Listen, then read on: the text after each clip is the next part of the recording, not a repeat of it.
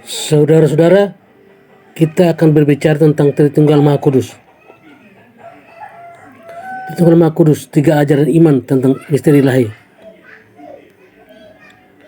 Hai umat, pujilah Bapa, Putra, dan Roh Kudus, luhurkan namanya. Ajaran gereja tentang Tritunggal Maha Kudus, atau juga disebut kenal dengan Trinitas, dalam Kristen adalah salah satu topik yang bisa dibilang seringkali diperdebatkan dalam masyarakat kita. Yang perlu Anda ketahui dan ingat adalah kita sebagai manusia memiliki pengetahuan dan pengertian yang terbatas akan Tuhan dan segala rancangannya dalam hidup kita. Apabila kita mengetahui segala sesuatu, mungkin saja kita akan melakukan, bahkan tidak mempercayai akan adanya keberadaan Tuhan. Sebab apa yang telah Tuhan sampaikan melalui kitab suci adalah Ia hanya meminta kita untuk percaya dan merenungkan bahwa rencananya pasti akan indah pada waktunya. Tritunggal Maha Kudus seringkali sendiri berarti bahwa ada satu Tuhan dengan 3 pribadi. Mungkin memang pengertian Tritunggal Maha Kudus bisa dilogikan dengan hal-hal yang lainnya. Ambil saja contoh misalnya sebagai matahari dapat memancarkan energi panas dan membantu menyinari bumi. Bagaimanapun juga matahari tetaplah satu matahari, walaupun ia memiliki 2 fungsi yang berbeda.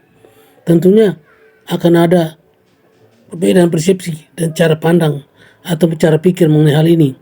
Tetapi yang pasti Allah Bapa adalah Allah telah mengutus Yesus Kristus sebagai penyataan akan dirinya sendiri, yang membuat kita mempercayai akan Tritunggal Maha Kudus. Tri berarti 3 dan tunggal berarti 1. Ketika pribadi yang ada dalam Tritunggal Maha Kudus adalah Allah Bapa, Allah Putra, dan Allah Roh Kudus, saya akan berusaha memberikan penjelasan masing-masing pribadi sesuai rumusannya dengan apa yang bisa Anda ketahui sebagai berikut. 1.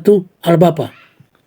Allah Bapa adalah pribadi pertama dalam ketiga pribadi pada Allah Tritunggal. Kita pertama-tama mengenal Allah Bapa karena Yesus Kristus sendiri seringkali berdoa kepada Bapanya di surga. Sama seperti yang telah Yesus katakan, barang siapa telah melihat aku, ia telah melihat Bapa. Yohanes 14:7-9. Dengan mengenali Tuhan Yesus melalui semua perumpamaan yang telah Ia buat dan berusaha mengenal Yesus dengan lebih dekat lagi, dengan melakukan renungan atas ayat-ayat yang ada pada kitab suci, kita secara langsung juga mengenal Allah Bapa itu sendiri karena mereka adalah satu. Sebelum mengenal Allah Bapa melalui Yesus, Allah Bapa adalah Allah yang sama yang membentuk bumi dan menciptakan kehidupan di bumi, membimbing kaum Israel keluar dari Mesir, dan ada Allah yang sama yang membimbing dan mengangkat Abraham sebagai bapa segala bangsa, dan karena cintanya besar, Allah Bapa mengutus Yesus sebagai pribadi yang kedua. 2. Allah Putra.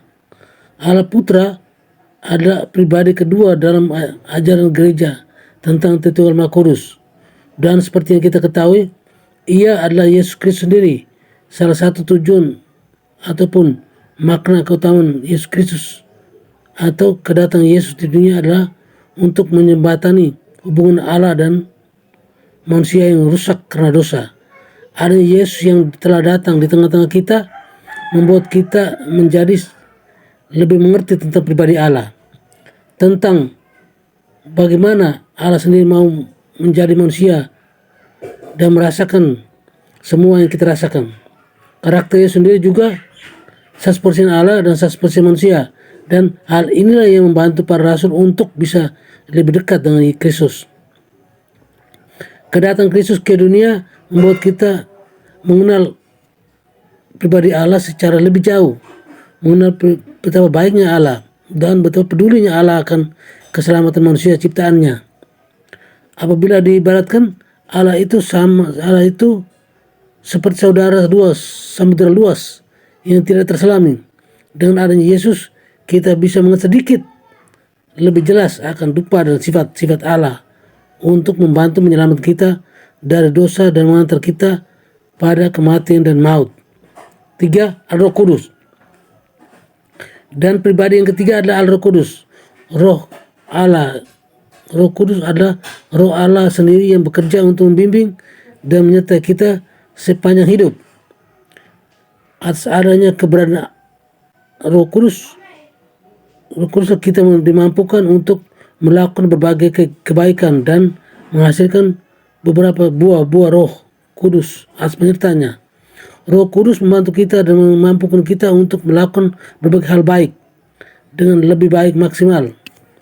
Sama seperti kejadian pada malam Pentakosta pada zaman Yesus. Banyak dari murid-muridnya yang berduka, dan ketika turun pencurahan Roh Kudus dalam bentuk lidah api, para murid menjadi lebih dikuatkan dan terhibur untuk mendapatkan kekuatan Roh Kudus yang memiliki dampak besar yang baik pada kehidupan kita. Terutama kita harus semakin mendekatkan kepada Allah dan mematuhi perintah-perintahnya. Dan hal yang perlu Anda ingat adalah Allah tetap sama sejak dahulu hingga selama-lamanya. Ia akan tetap mencintai dan menyertai manusia untuk menuju kepada keselamatan yang datang daripadanya. Itulah beberapa hal mengenai ajaran gereja tentang Tritunggal Maha Kudus yang bisa saya sampaikan kepada Anda. Semoga dengan adanya pembahasan mengenai topik yang seringkali bicarakan dalam masyarakat ini, Anda bisa memiliki niatan yang lebih baik untuk mengenal Allah secara berkah. Dan selain itu, semoga tujuan kita ke gereja tidak hanya untuk mendengarkan pastor ataupun pendeta yang sedang berkhotbah lalu melupakan hal yang dikhotbahkan, melainkan bisa merenung dan meresapi serta menerapkan segala hal baik yang telah disampaikan dalam kehidupan kita sehari-hari. Terima kasih atas kesetiaan Anda untuk tetap berada di sini bersama kami dan membaca berbagai artikel yang kami suguhkan. Semoga artikel ini bisa membantu Anda untuk mendapat siraman rohani yang lebih baik dan membantu Anda untuk sedikit demi sedikit mengembangkan iman dan kepercayaan kepada Anda kepada Tuhan. Tuhan Yesus memberkati. Amin.